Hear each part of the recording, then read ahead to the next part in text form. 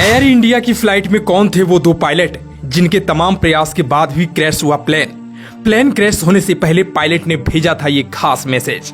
विमान हादसे के वक्त कैप्टन सुमित सभरवाल के पास थी कमान, लेकिन कौन सी गलती पड़ गई भारी जिसके कारण 8000 घंटे तक प्लेन उड़ाने वाला कैप्टन भी नहीं बच सका। जी हां, अहमदाबाद के नीले आसमान पर दोपहर में एक ऐसा मंजर बना जिसने हर किसी की रूह तक हिला दी।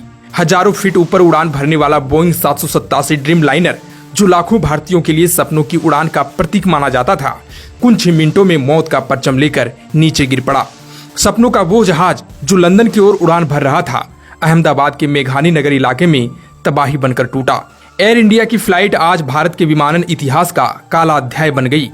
इस हादसे की सबसे दर्दनाक बात यह रही कि विमान को उड़ाने वाले कैप्टन सुमित सभरवाल भारत के बेहतरीन पायलट्स में गिने जाते थे। 8200 घंटों की उड़ान का अनुभव रखने वाले ये कप्तान सिर्फ पायलट नहीं था, बल्कि लाइन ट्रेनिंग कैप्टन भी था। यानी वो नए पायलट्स को ट्रेनिंग देने का काम भी करता था।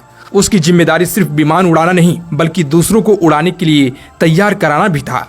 लेकिन जब आसमान से मौत उतरी तो अनुभव, तकनीक और जिम्मेदारियां सब ध्वस्त हो गई। फ्लाइट की को पायलट सीट पर बैठे थे फर्स्ट ऑफिसर क्लाइन कुंदर, जिनके पास करीब 1100 घंटों का अनुभव था। हालांकि उनके करियर का ये उड़ान उनकी सबसे डरावनी और आखिरी उड़ान साबित हुई। टेक ऑफ के महज 2 मिनट बाद ही कॉकपिट से वो शब्द गूंजा जिसने पूरे एयर ट्रैफिक कंट्रोल का दिल दहला दिया, मेडे, यानी हम संकट में हैं। दरअसल मेडे कॉल एक तरह का इमरजेंसी मैसेज होता है। पायलट इसे तब देते हैं जब विमान किसी गंभीर खतरे में हो और यात्रियों या क्रू की जान को खतरा हो, जैसे कि इंजन फेल होना, हवा में टक्कर का खतरा जैसी स्थिति।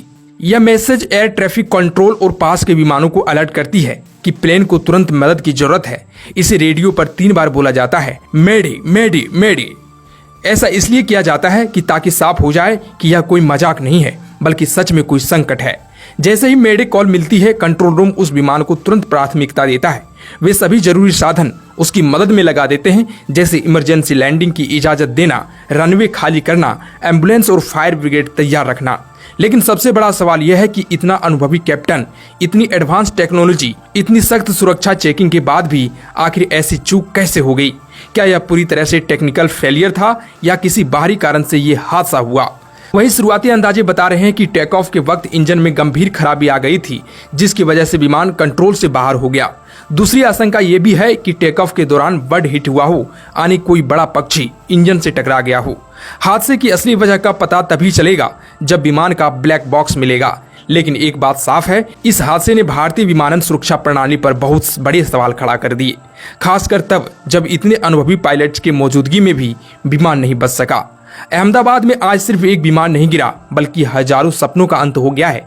वो परिवार जो अपनों को लंदन भेज रहे थे, अब एयरपोर्ट पर उनकी लाशों का इंतजार कर रहे हैं।